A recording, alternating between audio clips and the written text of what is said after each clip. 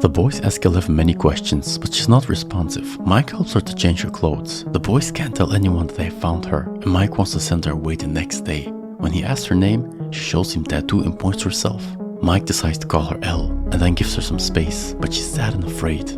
Harper tells Joyce and Jonathan that they haven't found anything. He checks the phone and thinks the call was caused by the storm. Joyce believes Will called, but Harper says it was probably a prank call. She gets angry and says she knows Will's voice. Harper then decides to talk to Lonnie. Mike eats quickly. As Eleven uses the supercom, he brings her a waffle and tells her she has to go outside and ring the doorbell so his mom will know who to call. But she refuses to do this. When he asks who she's in trouble with, she says bad people who want to hurt her.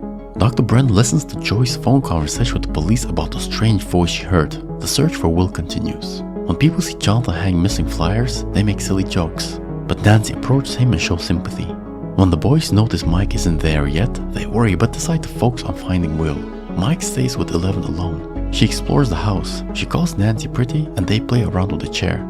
As Jonathan's on the road, he listens to Should I Stay or Should I Go and remembers listening to it with Will while their parents argued on the phone. But Jonathan reassured him. Joyce goes to the store where she works and buys a phone, asking for 2 weeks of advanced pay. Dr. Brenner and men in hazmat suits arrive at the buyer's house while no one's there and they begin looking for traces of the strange being.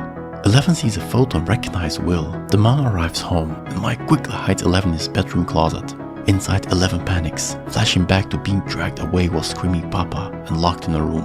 Mike tells his mom he feels sick and she's understanding and encourages him to talk to her about Will. Joyce reconnects the new phone. Harper gets a call about Benny's restaurant and finds the owner dead with a gun nearby. Jonathan goes to Lonnie's house looking for Will, but Lonnie says he's not there and introduces Jonathan to another woman. Mike and Lucas argue about how dangerous Eleven might be. Lucas wants to tell Mike's mom, but suddenly the door won't open. Eleven says no.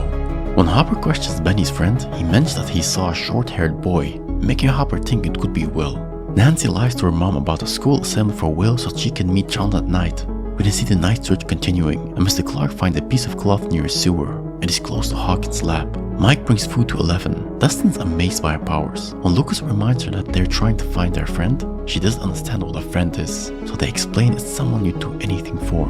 Nancy arrives at Steve's house with Barb, but Barb notes Steve's intentions and is not comfortable with it. However, Nancy tells her just to watch out for her. At the door, loud music plays inside. At Mike's place in the basement, they ask if Eleven can find Will, so she selects a toy, flips the D&D board, and using her powers, says that Will is hiding from something.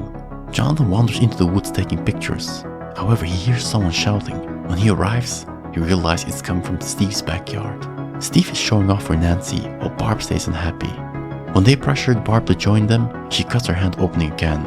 Jonathan's secretly taking pictures.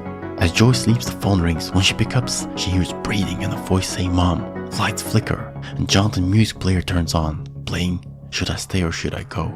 Suddenly, as the light bulb goes bright, the wall begins to move outward, terrifying her.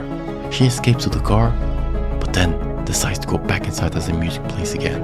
Nancy goes upstairs with Steve despite Barb's protests. She's told to go home, so Barb stays by the pool. Jonathan takes a photo of her. When her blood drips into the water, suddenly the creature appears behind Barb, and she disappears without Jonathan seeing anything happen.